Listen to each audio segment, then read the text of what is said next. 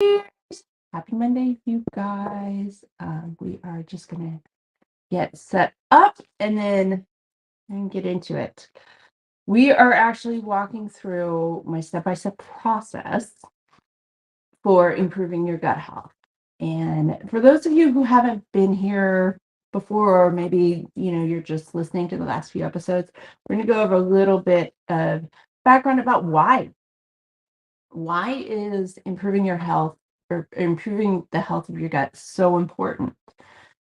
One of the things to kind of keep in mind, and this usually is a game changer for a lot of my clients, is if you think about it, think about how the body works.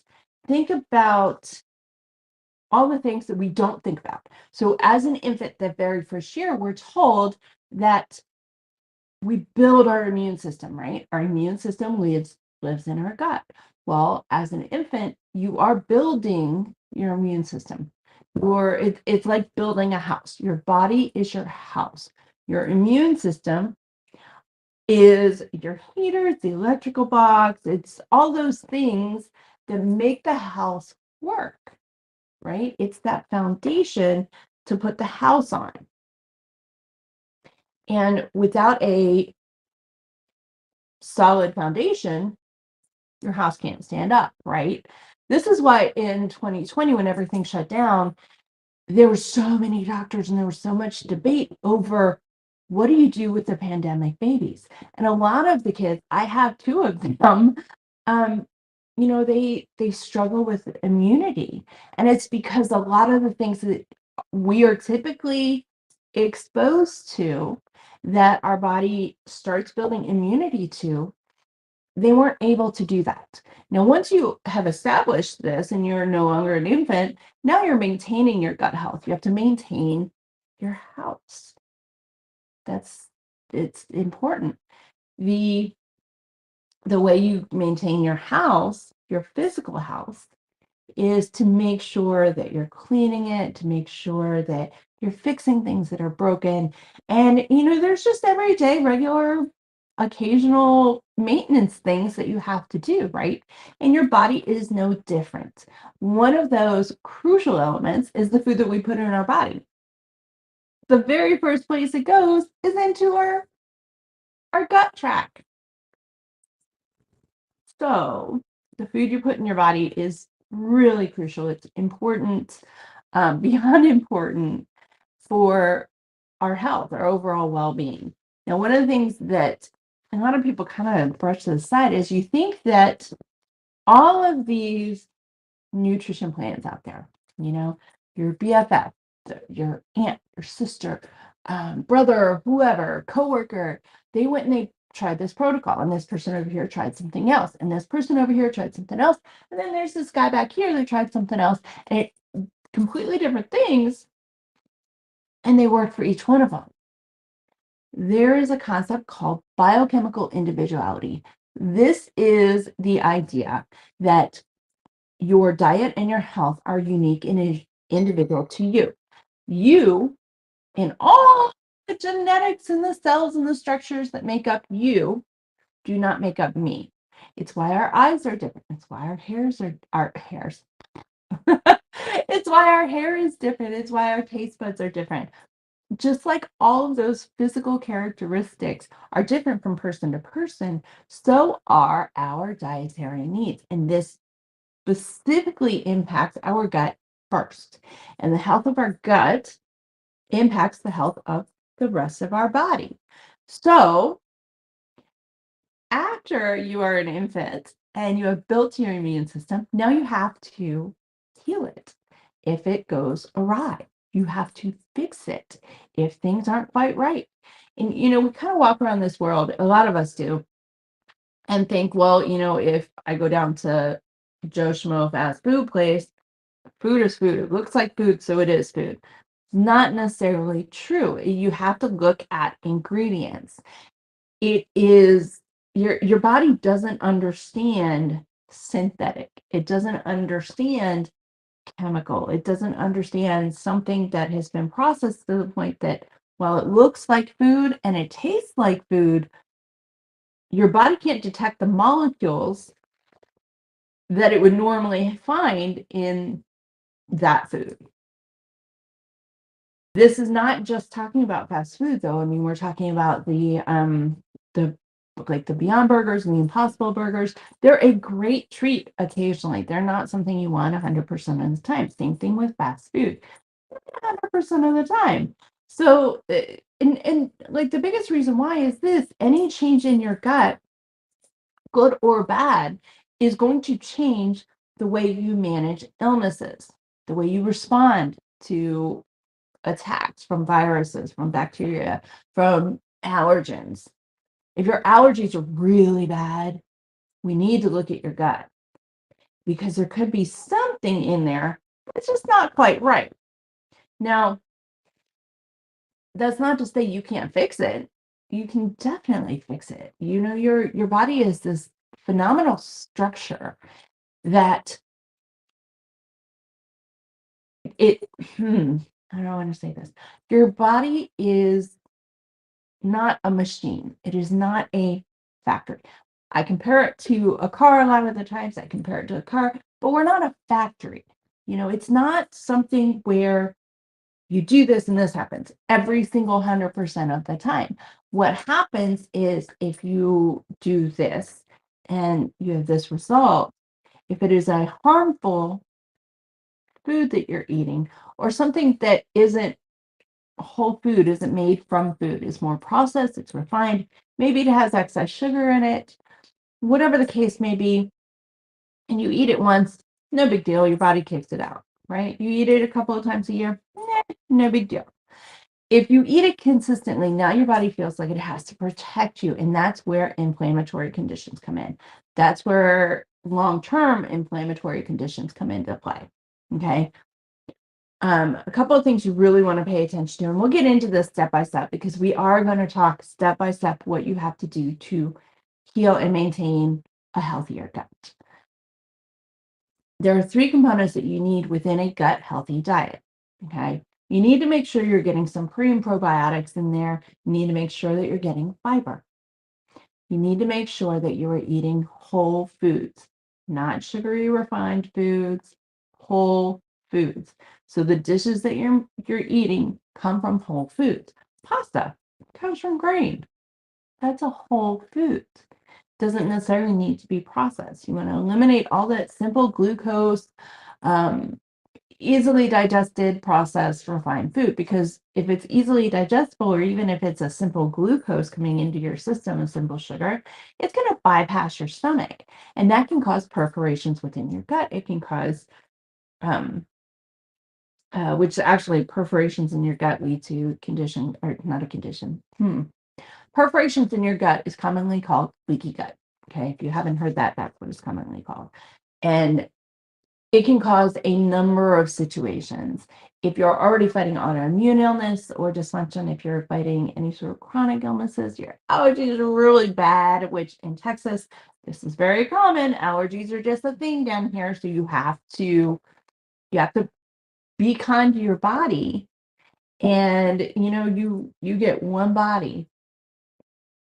We have not perfected the like, here's a whole new body science yet. So, I don't know if that really should be a thing, but we have not perfected that yet.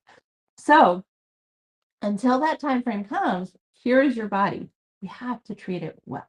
Because if you don't treat it well, then it's going to break down. And little things that you used to do, washing the dishes, standing up to do laundry, being able to bend over and tie your shoes. Little simple day-to-day activities now become almost impossible because of pain, because of stiffness, because of a number of issues and symptoms and signs that come along with it. Now, one of the things that I always recommend people do before we start on any gut healing is to start writing down, start a journal where you write down all the symbols, you write down all the signals that you think your body is sending you. You wake up, you look in the mirror, you're going to put makeup on, and your eyes look a little funky. That's a signal. Your hair's not, I mean, it was great yesterday, it's not really great today. You might be a little sniffly, you're stiff, your stomach's just off a little bit, we can ignore those or we can brush those off and go, it's nothing. But when I start working with people, that is the first thing I want them to write down, because the number one step in healing your gut is figuring out what the signals that your body sends to you mean. The signals my body sends might mean something different. So we need to figure out what your body is saying, first of all. And then we need to start you on a healing process. And here's where our step by step gets into play. Our pre work is starting to write down all of those signals. As we get into healing your gut over the first month, um, because that's generally just the kickstart. Is that first month we do a lot of work to heal your gut.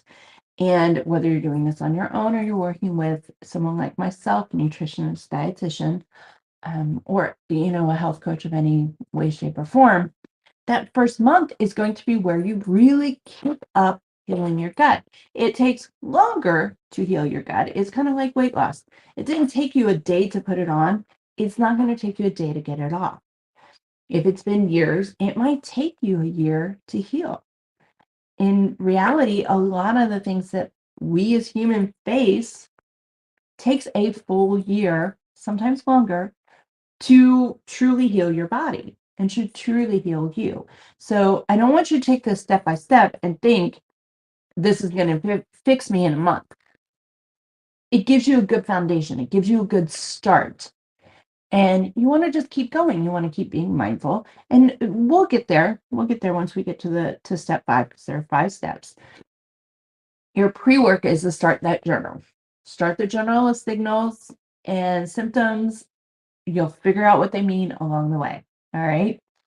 Now, these 5 steps to heal your gut and to maintain your gut. Step 1 is to embark on a 28-day cleanse. Now, I am not talking strict cleanse. I am talking focusing on eating whole foods, 0 processed, 0 refined, 0 sugars. So next month is a perfect opportunity if you've been struggling with this. And here's why. Every year I do a challenge during March. It's 31 days. It's not 28, but it is 31 days of 0 added sugars. Okay. I have a lot of clients and people who participate in this who take St. Patty's Day off. And that's fine. I mean, this is all, everything that I do is individual to you. It's called biochemical individuality. It is just one of many terms that means you are in charge of your health, your body, your rules, my body, my rules. Okay. So if you choose to do sugar-free March Madness and you take St. Patty's Day off, that is your choice. Many of us don't. And I have had, I think, a third to 2/3, usually somewhere around 60 to 70% of the participants go on to avoid sugar long term. And so far, I think my longest running sugar free is 18 years. I think so. I think it's 18 years. I started this a very, very, very long time ago. And it was called something different at the time. But today we call it sugar free March Madness. One of my clients says that it's called March Madness because you're mad to give up sugar for 31 days. But I tell you what, she is one of the people who has maintained a sugar free life. So there is something to it. So now, if you're interested in that, DM me or comment below sugar free, and I will get you the link to register. There is a form to fill out because we don't just talk sugar free. There are games, there are challenges, there is a protocol that each and every participant gets, and yours will be different from someone else's. Okay. Now, to get back to our 5-step process here. Step 1, cleanse your body. Eat whole foods. Ditch the refined crap. All right. We're talking ancient grains. We're talking plant-based fats, pesticide-free, hormone-free meat products, animal products, if you are eating dairy. A couple of things that I want to make sure that you do during this time frame is very first thing in the morning, have a glass of lemon ginger water. Okay, or lemon ginger tea, however you want to phrase that, it's the same thing. You want to limit your coffee and caffeine consumption. You want to make sure you're you're not drinking more than 200 milligrams of caffeine. So if you currently drink 3 to 4 cups of coffee, you don't want to go from 4 cups to 1 to 2. Start the first week where you're only drinking 3 cups. And then the next week, go down to 2.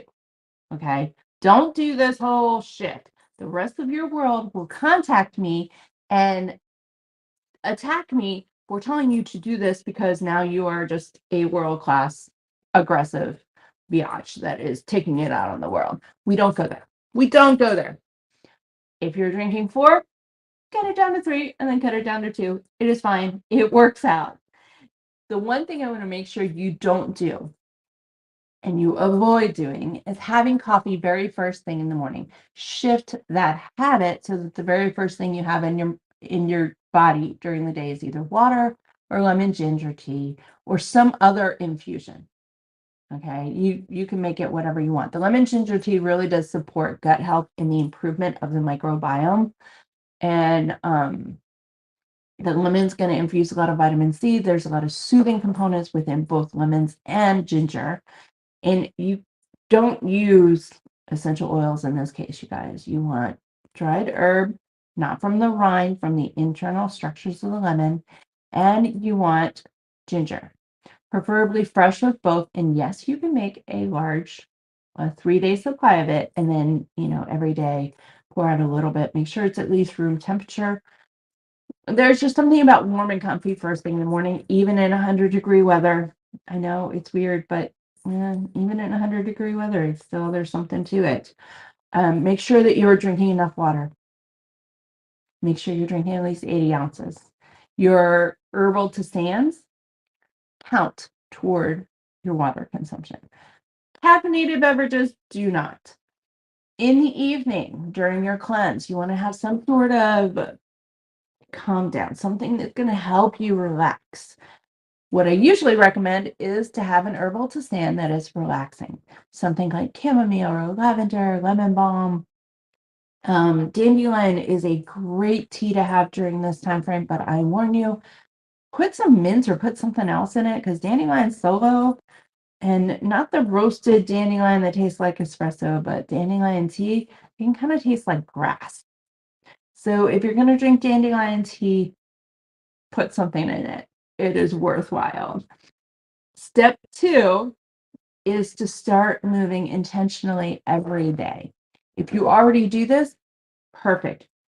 Couple of things to look at. If you already move every day, do you stretch? Do you have any sort of mindset or breathing activity that you do day in, day out? If not, add that in. If you already have a habit where you're active every single day, add that in. Cleansing in this fashion, the cleanse that I use, your calorie count will not decrease. We're not getting rid of grains. That's an elimination diet. And if we need to go that route, we do, but that's something that is individual per person.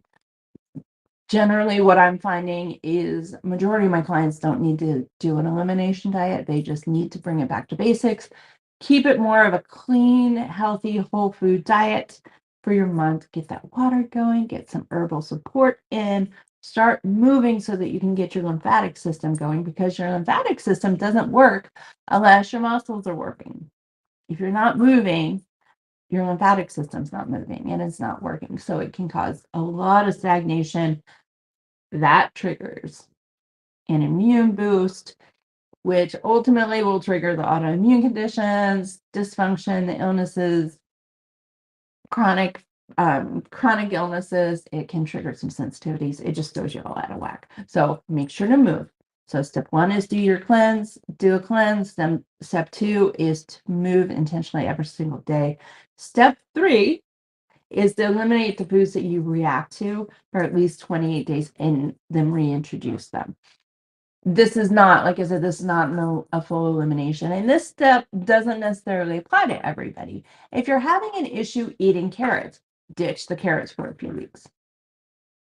Ditch them because your gut is struggling to digest them. It's struggling to metabolize them. So it needs a little bit of help. So get rid of them, heal your gut, keep it simple, keep it easy, and then reintroduce them slowly over time once you're done with your 28-day cleanse. Okay. Now, step 4, this is one that I feel is oh, it's so important, you guys. And it's something that is overlooked in a lot of diet programs. I don't care if it's fad or if it's not fad. There are a lot of diet programs that really overlook mindset and stress management. And in reality, stress, perceived or actual, triggers your immune system. Your immune system lives in your gut. It is fed and fueled by gut bacteria. And as such, now you're depleting your gut bacteria to fuel your immune system, and chronic stress tires and wears out your immune system. It exhausts your gut bacteria and depletes it. So now you're triggering a gut health situation and a dysfunction and imbalance within your gut, and your body is still feeling stressed. So, stress management is really a crucial component. And a lot of the ways that you can manage your stress are fairly simple. So, it can come from diet, it can come from movement. Movement helps to trigger um, adrenaline, dopamine, serotonin production, right? Certain foods can help you produce and support the production of serotonin and dopamine and adrenaline, and all of the endorphins, the happy genes get released. It is a great situation. A phenomenal situation. You just feel all happy go lucky. Even if it's just for a minute, because there are some life situations that are stressful. Not saying they're not, but there are ways that you can help your body deal with them. One of them is to move, one of them is to eat very healthy and eat well, okay, to fuel your body well. Another way is to use some mindset practices and some breathing activities. One of the ways that you can kind of combine a few things, so you can combine exercise and physical movement with some mindset stress relief by doing some yoga, tai chi, and qigong. Those are all very healing movements. They were created to help bodies heal. So if you're worried about time and you have to incorporate movement, which you haven't done in the past, as well as mindset and stress relief, because you also haven't done that in the past, incorporate some yoga, incorporate some Qigong and Tai Chi. There are plenty of people on the internet and on YouTube specifically who provide yoga classes and Tai Chi and Qigong. One of my favorite yogi teachers or yogi instructors is Adrienne, Yoga by Adrienne. She is phenomenal. Every January, she does a 30-day challenge. It is available to you for you to partner with a 28-day cleanse. She may not be actively engaging with you day in, day out, as though she does with January 1 to January 30, but the videos are there. The challenge remains on her channel. So you can use it however many times you want or whenever you want. It's free, easy to follow. We're not talking 20, 30 plus minutes every single day. She has some days where I think they're barely 5. It's a great process. Anything that you do where movement is involved will help with your stress management. Breathing exercises, another phenomenal key. The kids do this thing or learn this thing in school. You sniff the flowers and you blow at the candles. Okay. And the way that we're incorporating that now that the toddler meltdowns are in full effect is I actually ask them what color their flower is. And they know if we say, all right, let's sniff your flowers, what color are your flowers? What color are your flowers? It distracts them enough that they can do this. So when you sniff your flowers, you're breathing in deeply through your nose and you're blowing out slowly through your mouth. Because you know, if you go, sometimes that candle doesn't blow out, right? So sniff deeply into your nose and blow out through your mouth. Now, as an adult, you want a minimum of 10. Oh, 10. Check my numbers here. So you want a minimum of 10, okay?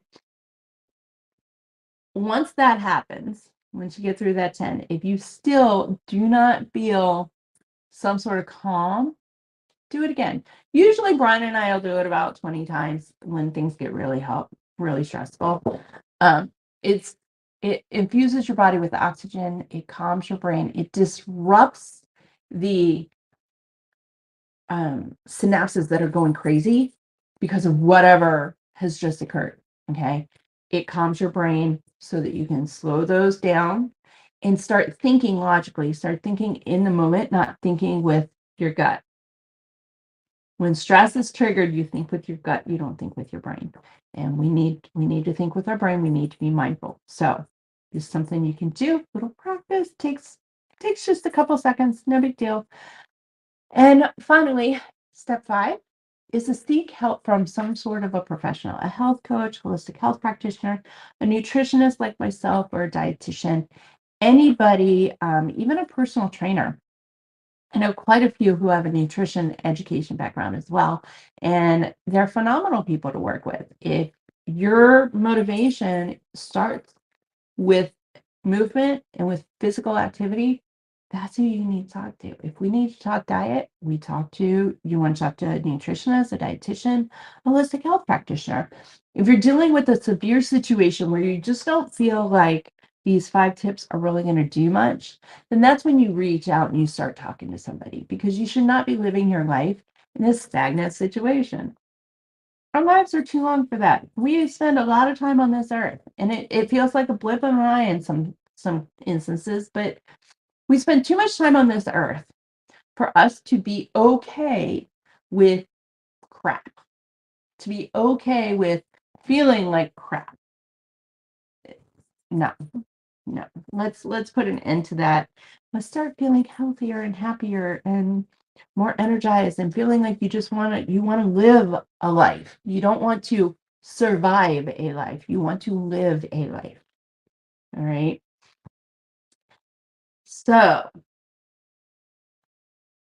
there are your 5. Let's go through these really quick. We're going to summarize them just so that it is quick and succinct, and you've got them.